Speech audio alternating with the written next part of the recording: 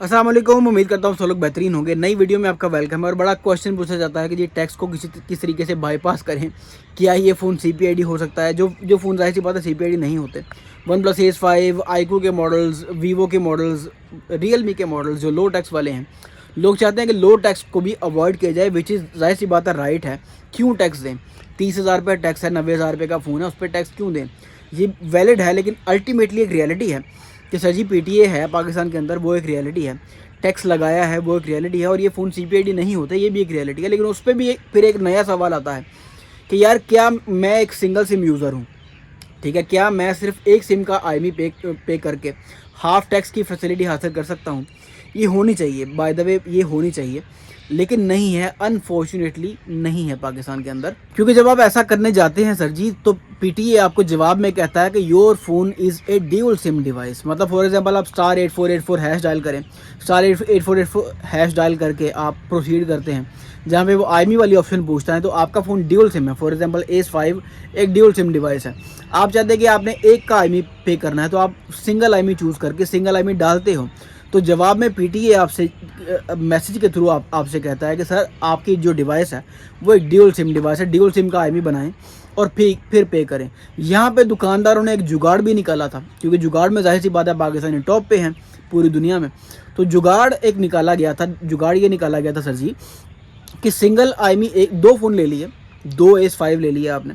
अब इसमें कैच है, ये मैं पहले बता दूं, लोग मेरी वीडियो देख के पूरी वीडियो देखते नहीं और कंक्लूड कर लेते हैं कि इसने ये कहा था, तो उसका यही मतलब है। इसमें बहुत बड़ा एक कैच है जो मैं बताना जा रहा हूँ। जुगाड़, ये जुगाड़ फेल हो चुका है मार्केट के अंदर, चला नहीं है।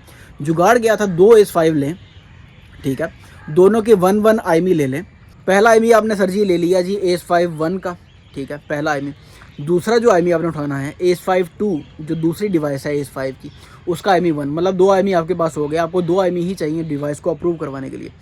तो क्या होना शुरू हो गया था पाकिस्तान में कि एक 2 IMEI एक ही डिवाइस के पे करने की बजाय 2 IMEI दोनों डिवाइसेस के सिंगल IMEI ले लिए और उसको PTA अप्रूव करवा लिया। मतलब 2 कस्टमर्स के 2 IMEI अप्रूव हो गए, तो दोनों से हाफ टैक्स ले लिया जी शॉपकीपर्स ने। या कस्टमर खुद से भी ऐसे करते हैं कि जी 2 बंदों ने सेम डिवाइस ली, सेम डिवाइस लेके दोनों सिंगल सिम यूज़र हैं, और दोनों ने क्या किया, सादिक साहब ने अपने S 5 के IMEI 1 को और उस्मान साहब ने अपने S 5 के IMEI 1 को, दोनों को एक जगह पे लिख लिया, एक ही ID कार्ड पकड़ा, एक ही जैज़ की सिम पकड़ी, उस पर उसको अप्रूव करवा लिया। तो क्या हुआ, दोनों S 5 की, उस्मान और सादिक साहब के S 5 की सिम 1 की बात हो रही है, दोनों अप्रूव हो गई। सेकंड सिम जाहिर सी बात है नॉन PTA रही, सेकंड सिम उन्होंने यूज़ भी नहीं करनी, उनकी जाने बुला। तो दोनों फ़ोन जो है वो सिंगल सिम अप्रूव हो गए PTA के खाते में। लेकिन कैच क्या है, फेल कहाँ हुआ? ये काम गूगल पिक्सल 6a के साथ बड़ा हुआ था। लोगों ने अप्रूव करवाए थे, बेचे थे, लेकिन वो PTA ने बंद कर दिए, ठीक है, डुप्लीकेशन की वजह से PTA ने बंद कर दी कि एक IMEI, मतलब एक ही फ़ोन है, एक ही। जाहिर सी बात है PTA को तो यही होगा ना कि इन्होंने अगर ड्यूल सिम डिवाइस अप्रूव करवाई है तो वो एक ही फ़ोन है। लेकिन होता क्या है, पकड़ा कैसे जाता है, PTA को जब देखती है कि यार इसका IMEI 1 जो है वो लाहौर में चल रहा है, उस्मान साहब चला रहे हैं, और जो इसका IMEI 2 है वो सादिक साहब चला रहे हैं जी शेखुपुरा में बैठ के, तो ये पॉसिबल नहीं है। एक ही डिवाइस के 2 IMEI एक ही जगह पे पॉसिबल है, लेकिन एक ही डिवाइस के दोनों IMEI एक 2 शहरों में पॉसिबल नहीं है। तो PTA फिर इसको डाउट में आके बंद कर देता है। तो आपने ऐसा पंगा लेना नहीं है। तो कंक्लूजन सर जी इस वीडियो का यही है कि पॉसिबल नहीं है। अगर आपके ड्यूल सिम डिवाइस है तो उसको आपने ड्यूल सिम डिवाइस करके ही अप्रूव करवाना है। पंगे नहीं लेने, जुगाड़ की तरफ नहीं जाना। जाएंगे तो जाहिर सी बात है एक तलवार लटकती रहेगी, आपका फ़ोन 2 महीने चल जाएगा, 3 महीने चल जाएगा, लेकिन अल्टीमेटली इन दी एंड वो जाके बंद हो सकता है, क्योंकि एक किस्म का वो PTA इसको इलीगल प्रैक्टिस मानती है।